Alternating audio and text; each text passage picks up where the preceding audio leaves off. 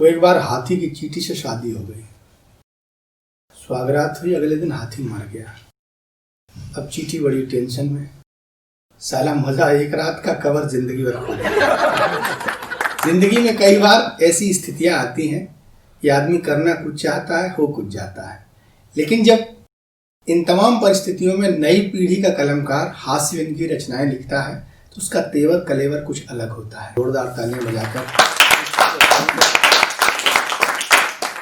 मैं हास्य कवि नरकंकाल। भाई मनोज जी ने कई बार हमको नरकंकाल कहा, लेकिन मैं माइक की कसम खा के कहता हूँ, अगर कोई मादा कंकाल मिल जाए तो अभी कोर्ट मैरिज कर लो। कंकाल मतलब नहीं, बिल्कुल हल्के में न लीजिए। और बहुत तरह के भी हमारे कई शायरों ने, कवियों ने देश की बात की, किसी ने प्यार मोहब्बत की बात की। हमारी समझ में एक चीज नहीं आती कि शायरों के दिमाग में शेर कहाँ से आते हैं। एक बार भगवान कसम शेर के दिमाग में शायर आ जाए। और देखिए, जब सब कुछ टेक्निकल हो गया है, सब कुछ बदल गया है, तो शायरी भी, उसका अंदाज भी बदलना चाहिए। बदलने का मतलब, एक बार एक लड़का मंदिर गया, भगवान से कहा कि प्रभु मैं 100 साल तक जीना चाहता हूँ। भगवान ने कहा बेटा शादी कर ले। तो उसने कहा 100 साल जीने से शादी से क्या मतलब? तो भगवान ने कहा बेटा जीने की इच्छा खत्म हो जाएगी। दूसरा लड़का आया, उसने कहा प्रभु हमको आप जो है सरकारी नौकरी दिला दो, बेरोजगार हूँ। भगवान ने कहा ऐसा है बेटा, तुम यहाँ मंदिर चले आए हो खाली हाथ, न फल लाए हो, न सेब, न संतरा, न केला, फल क्यों नहीं लाए?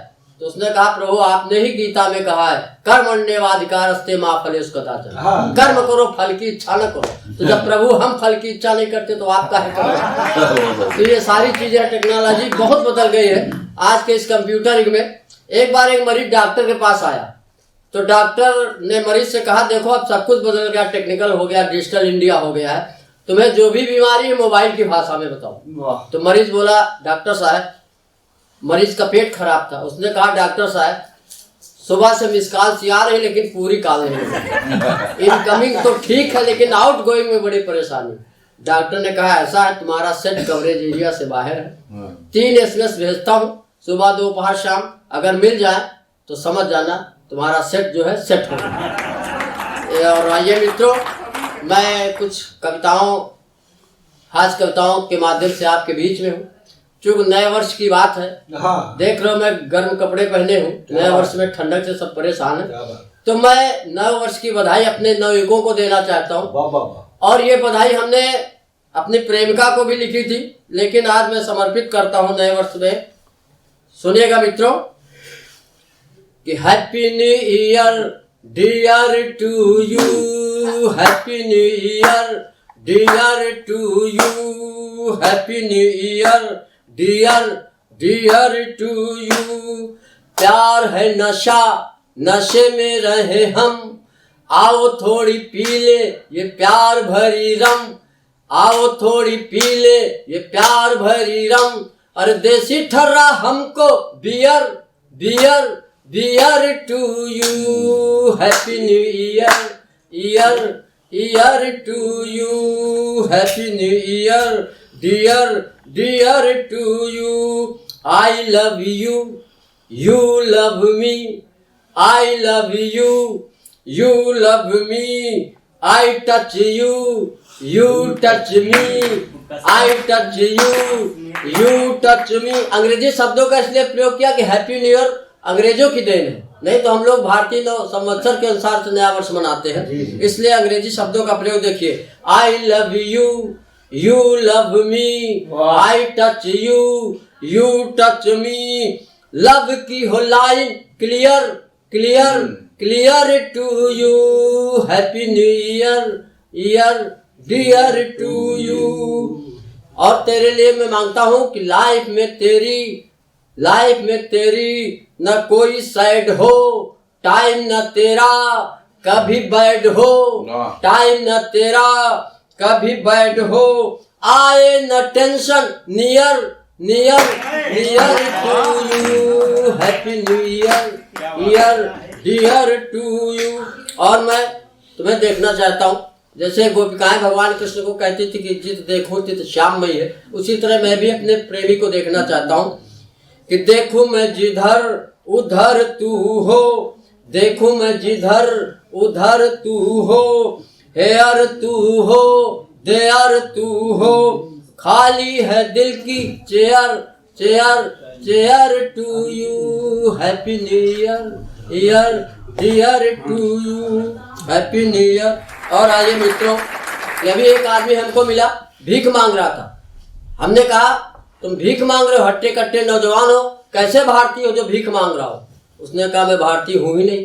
हमने कहा कौन है? उसने कहा पाकिस्तानी। तो हमने कहा यहाँ क्यों मांग रहे हो? उसने कहा कहाँ मांगे?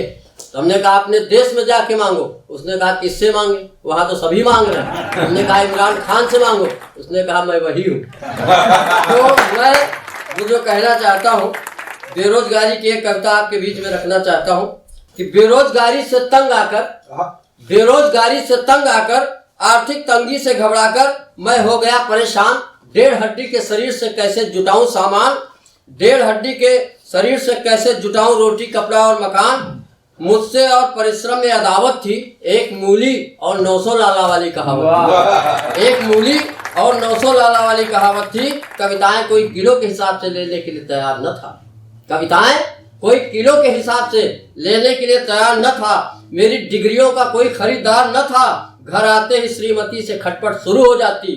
बिना मिर्च डाले ही सब्जी कड़ू हो जाती। बिना मिर्च डाले सब्जी कड़ू हो जाती। निठल्लू कहीं के बैठे बैठे कब तक खाओगे? बिना कमाई के घर के गाड़ी कैसे चलाओगे? बिना कमाई के घर की गाड़ी कैसे चलाओगे? चूड़ियां पहन लो मैं ही कमा कर लाऊं।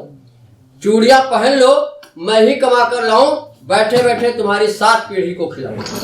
बैठे बैठे तुम्हारी 7 पीढ़ी को खिलाऊं। जब से आई हूँ बिना खोल के रजाई हूँ। जब से आई हूँ बिना खोल के रजाई हूँ। भूखमरी के मार से पिचक गई हूँ। उम्र के पहले ही जगह जगह से लचक गई हूँ। उम्र के पहले ही जगह जगह से लचक गई हूँ। धोती के नाम पर लत्ता, धोती के नाम पर लत्ता, और 4 साल से चला रही हूँ एक ही बिंदी का पत्ता। क्या बात है। और चोटी के नाम पर गिल्ली की पूंछ, इससे तो ठीक है तुम्हारी मूंछ। चोटी के नाम पर गिल्ली की पूंछ, इससे तो ठीक है तुम्हारी मूंछ। जेवर के नाम पर दिखाते हो तेवर, तुमसे तो ठीक है हमारा देवर। तुमसे तो ठीक है हमारा देवर। देवरानी को घुमाता है फिराता है, नई नई साड़ी पहनाता है। कभी छोला भटूरा तो कभी बंगाली स्वीट्स खिलाता है। एक तुम हो कि चीपी तक न चटा सके। एक तुम हो कि चीपी तक न चटा सके। एक तुम हो कि चीपी तक न चटा सके। हीरो होंडा तो दूर साइकिल तक में न बिठा सके। अब हीरो होंडा तो दूर साइकिल तक में न बिठा सके। करना है तो कुछ करो, नहीं तो चुल्लू भर पानी में डूब मरो। करना है तो कुछ करो, नहीं तो चुल्लू भर पानी में डूब मरो। बस यही बात मेरे दिमागी टायर को पंचर कर गई। बस यही बात मेरे दिमागी टायर को पंचर कर गई। मेरी आत्मा की ट्यूब दब गई। गिर पड़ा औंधा सहसा एक विचार कौंधा। गिर पड़ा औंधा सहसा एक विचार कौंधा। क्यों ना एक छोटी मोटी दुकान खोल ली जाए। मेरे मन में आया कि बिजनेस किया जाए। क्यों न एक छोटी मोटी दुकान खोल ली जाए। जीवन की कड़वाहट में मिश्री घोल ली जाए। पर समस्या थी बड़ी, हर जगह दुकानें भरी पड़ी। हर चौराहे पर पान वाले सब अपने ही खानदान वाले। हर चौराहे पर पान वाले सब अपने ही खानदान वाले। जनरल स्टोरों की भरमार जैसे ब्रह्म भोज में कुदुओं की कतार। फुटपाथ पर तराजू बांट वाले, कोई हलवाई कोई चाट वाले। सुई से हवाई जहाज तक के दुकानदार। दारू से दवाइयों तक के भंडार। दारू से दवाइयों तक के भंडार। चटपट एक युक्ति निकाली और कपड़ों की दुकान खोल डाली। और कपड़ों की एक दुकान खोल डाली। नाम रखा न्यू फैंसी कफन स्टोर। दुकान का नाम रखा न्यू फैंसी कफन स्टोर। बड़ा सा साइन बोर्ड बनवाया और बीच चौराहे पे लगवाया। बड़ा सा साइन बोर्ड बनवाया और बीच चौराहे पे लगवाया। बड़े बड़े अक्षरों में लिखवाया, हमारे यहाँ हर प्रकार के, हर डिजाइन के, हर साइज के रेडीमेड या ऑर्डर पर शीघ्र कफन तैयार किए जाते हैं। और शुरू में लोग कतराते थे, पिछली गली से ही निकल जाते थे। शुरू में लोग कतराते थे, पिछली गली से ही निकल जाते थे। बिना बोर्ड पढ़े ही खिसक जाते थे। पर धीरे धीरे मालिक ने सुनी, दिन दूनी रात चौगुनी, दुकान चल गई। मेरी तकदीर की कली खिल गई। मेरी तकदीर की कली खिल गई। प्रतिदिन सैकड़ों ऑर्डर आने लगे। प्रतिदिन सैकड़ों ऑर्डर आने लगे। लोग बिना पढ़े ही, लोग बिना मरे ही माल ले जाने लगे। लोग बिना किसी के मरे ही माल ले जाने लगे। अब इम्पोर्टेड कफन भी बिकते हैं जो मुर्दे के जिस्म पर बहुत खूब खपते हैं। जो मुर्दे के जिस्म पर खूब खपते हैं। किसी माल पर एक इंडियन कफन एक्स्ट्रा ले जाइए, किसी माल पर एक इंडियन कफन एक्स्ट्रा ले जाइए, साथ में 40% का कमीशन भी पाइए। बढ़िया। आइए आइए, आप भी आइए, इस पते पर संपर्क बढ़ाइए। न्यू फैंसी कफन स्टोर, न्यू फैंसी कफन स्टोर, मरणासन गली के पीछे, कयामतगंज, दोजकाबाद, यमपुरी, वार्ड नंबर 302।